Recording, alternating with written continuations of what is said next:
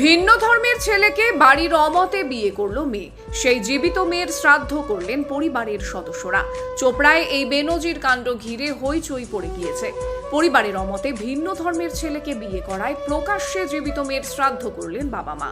শনিবার চাঞ্চল্যকর এই ঘটনায় শোরগোল পড়ে গিয়েছে উত্তর দিনাজপুরের চোপড়ার সোনাপুর গ্রাম পঞ্চায়েত অঞ্চলে। মেয়ের আত্মার শান্তির জন্য প্রার্থনা করে মেয়ের সঙ্গে সমস্ত সম্পর্ক ছিন্ন করার ঘোষণা করে দেওয়া হয়েছে।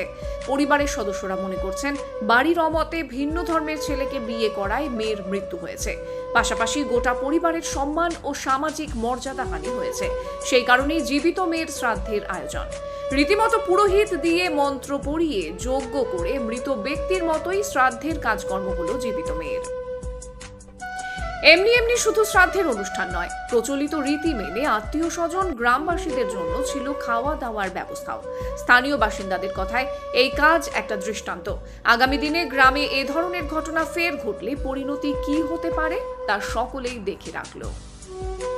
জানা গিয়েছে গত 9 মার্চ প্রেমিকের হাত ধরে বাড়ি থেকে পালিয়ে বিয়েও করেন তরুণী। চোপড়া থানার পুলিশ জানিয়েছে পরিবারের তরফে নিখোঁজের অভিযোগ দায়েরের পর ওই মেয়েকে উদ্ধারও করা হয়। পরে আদালতের নির্দেশে সাবালক মেয়ের জবানবন্দি নিয়ে আইনি প্রক্রিয়ায় ফেরত পাঠানো হয়।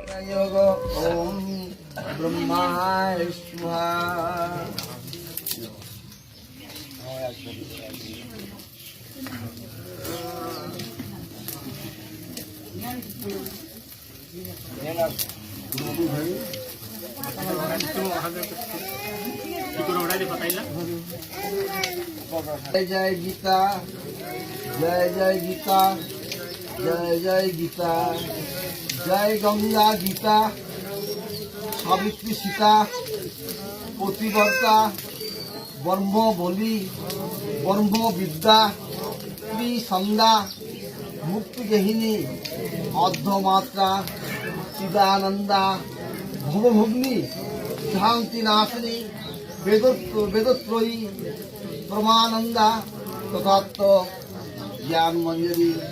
जय गीता, जय गीता, जय गीता, जय गीता। ओम